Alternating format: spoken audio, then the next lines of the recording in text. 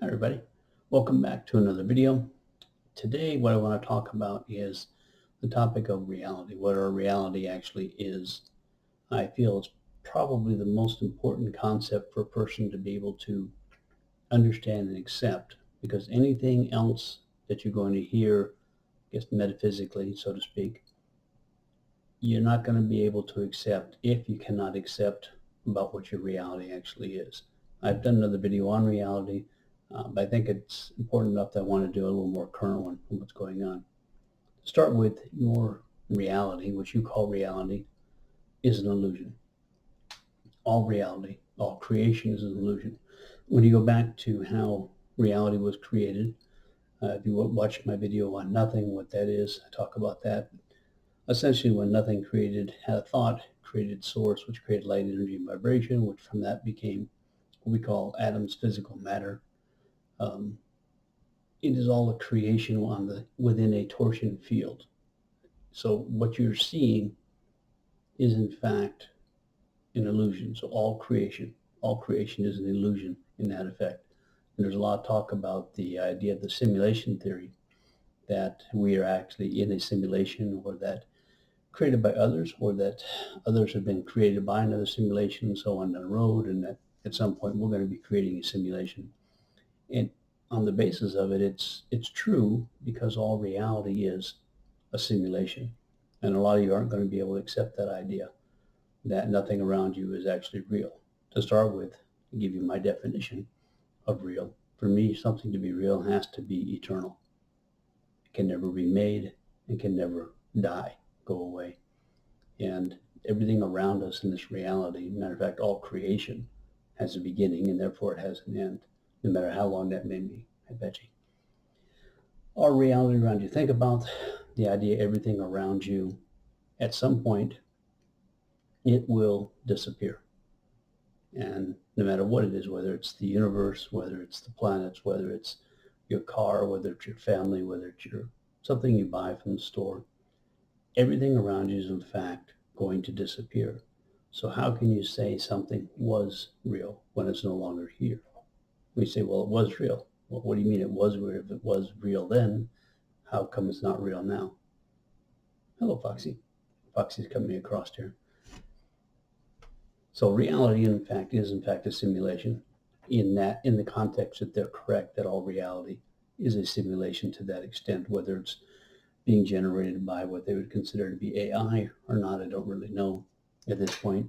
I do know that AI is somewhat running for fourth dimension, and we in fact are creating AI at this point in time, the start of AI, which if you understand what time is, all time is simultaneous. So the concept that AI can began within our lifetime, the AI system, and actually still be fully functional as it is in fourth dimension at the same time, is very possible when you understand time. And I've done a video on time as well. So your reality around you, think about it for a moment, of all the things that exist in your reality that you have no concept of or being able to sense or feel around you. Things like what your animal, like the cat here, what she can hear, what she can smell, versus what we can see and smell. Dogs the same way, bears, sharks in the ocean. Look at the idea of x-rays and microwaves all around us all the time. There are television signals, radio signals, phone signals, like I said, infrared, microwave, radiation, photons, electrons, all that stuff exists as they tell us around us. But, hello, sweetie. But we cannot sense that unless we create a machine in order to do so. But then there are a lot of stuff that we can't do, like with the dog, what the dogs and cats can do. You can't really do that ourselves. But the point is that all of these things are existing around you, but you cannot tune into them. And that alone should tell you that your concept of reality, what you perceive to be reality, is not complete. Your reality is based upon what you can sense with your five senses, and how your brain translates those inputs that it gets from your five senses. That's the whole basis of your reality, is what you can see, smell, taste, so on. Your five senses. Hello, sweetie. And your brain, because your brain is translating, because remember, all reality is a vibration around you, and the brain is our translator. It's also our limitator, determining what we can or can't translate. So the reality around you is being translated, at least the vibrations that you're able to, depending on how much of what we call the brain you can use, determines how much of your reality you actually have access to when it comes to understanding and seeing it. But go back to what pets and the other animals and things on this world that exist that we cannot sense. That alone should tell you that there is a reality outside of what you are aware of at any time in your place. So it tells you that you have limitations, which I said is what the brain is. The percentage of brain we use is basically the amount of limitation we have on how much of the vibration we can translate around. It's like a radio station. If you have a radio that's only stuck on one station, it doesn't matter what you do to it. You're not going to be able to pick up the other stations, even though all those stations simultaneously exist excuse me, in the air around you. And it's the same with our reality. There's so much more to our reality that exists that we can't tune into with our five senses, even though when you get your sixth sense and you start tuning into some of these things, you're able to move beyond the reality that you're in. You still perceive it through your awareness of some of your five senses. The times that I've been outside of the physical restraints and have gone places is, and generally, it is sight. That seems to be the most active sense. There have been times when I've felt things. There have been times I've had kind of emotional contact with it, but overall, it seems to be sight is primarily the sense that seems to be operating outside of this. When I talk to you about the reality around you and what it is, I did have an opportunity at one point when I was up in Washington sitting outside, just kind of meditating but relaxing more than anything else. And as I was sitting there, looking at the trees and the forest around me, I suddenly saw everything start merging together into, I guess, be almost a one-dimensional, I guess you could say two-dimensional because it had a height and width, but it was really, in essence, it was really a one dimension. And if you watch my video on the fact that there is only one dimension, that can explain more of that. But it was essentially a one-dimension reality around me, and everything that we see in 3D then became on a flat screen, which I understood afterwards when I got the knowing of it was a torsion field. And at the same time I saw everything around me, I realized that I and my reality, I and the environment, what I consider the environment around me, were in fact one. There is no separation between any of these things around me other than the fact that I have an awareness of what is around me. That the only separation between us is that fact of awareness. And some of the other videos I've done, I've talked about the idea that people like to talk about consciousness, and it's not consciousness, it's awareness. Consciousness is the connection between what we call physical and spiritual. Awareness is what we actually exist. It's an awareness of self. Like I say, they like to use consciousness, but that just maybe it's a matter of words. But for me, that's what felt a lot better in the information I got when I got that. So the idea is the reality around you is in fact not real. You, as you see yourself, are not real. You, the physical part of you, will die at some point down the road. It will die, decay.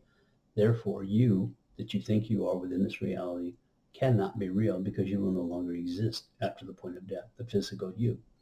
There is an aspect of you that is and does live on. It is a part of source, which is a part of nothing. And that part of us is eternal, although the eternal is not the point of awareness. But I'm not going to get into that. Look in one of the other videos and talk about that. I don't want to go too deep into that now. But the concept is what you think you are and the reality around you is not real. It will cease to exist at some point. And when you can start to understand and accept the idea that everything that exists around you and who and what you think you are is not, in fact, real. It's an identity, a role that you're playing. When you can start to understand that and accept that reality and you are not real, then you can start to understand and accept things about time, and then you can start to understand and accept what happens, that there are other dimensions, other realities, other things existing simultaneously. When you can get past the point that you are not real, when you can understand that you are not real, or you think you are, you will also be able to start moving beyond your fear of dying, because that in itself does not exist. The role that you are playing will cease to exist within the physical realm, but the vibration, the energy that is that role and was that role will be there because it's a part of records, it's a part of knowledge, it's a part of the knowing. So start to understand and start to look at the idea of the reality around you is not what you think it is. It exists much more extensive than what we have come to believe it is, and that the programs on this world and this reality that we're experiencing it are essentially trying to limit you to a very small point in what is reality, a very small point of it. And the idea like science, they are constantly telling you what you cannot do. And I call science the religion of limitation. They're always telling us what we cannot do. And they're always having to change everything because things change over time. But that, when you look at the idea of science, you look at the idea of, even when they talk about atoms, you look at the idea of everything that goes around you, the sports, the politics, the money, the materiality, the possessions, all these things, the concept of love, families, these are all things designed to make you more deeply embedded in the concept that everything around you is real. And yes, we're feeling it. Yes, we're experiencing it on the surface. Yes, it is real. But in the bigger picture, it is not. So anyway, start to understand your reality is not real. Once you can understand and accept that, then a lot of the other videos that I've made and the other concepts will be a lot easier for you to accept and to grow from. Anyway, have yourself a great day.